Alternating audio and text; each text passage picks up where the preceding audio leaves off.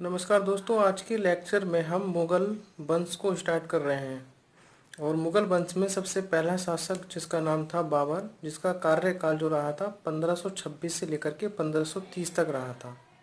पूछा जाता है कि बाबर का पूरा क्या नाम था, तो बाबर का पूरा नाम जहीरुद्दीन मोहम्मद बाबर था।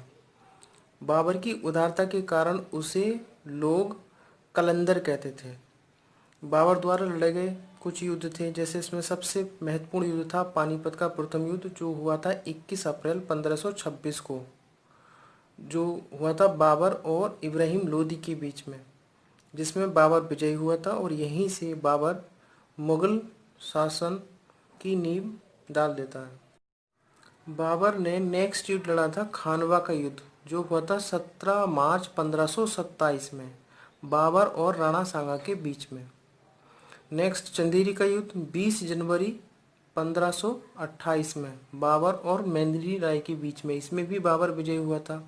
नेक्स्ट युद्ध लड़ा था घाघरा का युद्ध, ये हुआ था 5 मई 1529 में, बाबर और महमूद लोदी के बीच में ये युद्ध हुआ, इसमें भी बाबर विजयी रहा।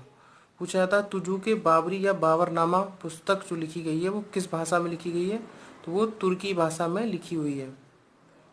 और बाबर की मृत्यु कैसे कब हुई, तो 26 दिसंबर 1530 को बाबर की मृत्यु हो जाती है। 1530 में बाबर की मृत्यु के बाद उसका पुत्र हुमायूं गद्दी पर बैठता है, और हुमायूं का जो कार्यकाल होता है वो 1530 से लेकर के 1556 तक चलता है। और इसके कुछ महत्वपूर्ण युद्ध हैं, जिसमें कि सबसे पहला है देवरा का युद्ध, जो हुआ था 1532 में, हुमायूं और अफगानों के बीच में हुआ था, और इसमें हुमायूं विजयी हुआ था। नेक्स्ट युद्ध हुआ था चौसा का युद्ध, जो 26 जून 1539 को हुआ था, हुमायूं और शेरशाह के मध्य हुआ था, और इसमें शेरशाह विजयी हुआ। हुमायूं द्वारा लड़ा गया नेक्स्ट युद्ध कन्नौज, जिसे बिलग्राम का युद्ध भी कहते हैं, हुआ था 17 मई 1540 को, हुमायूं और शेरशाह के बीच में, जिसमें शेरशाह विजयी हुआ था।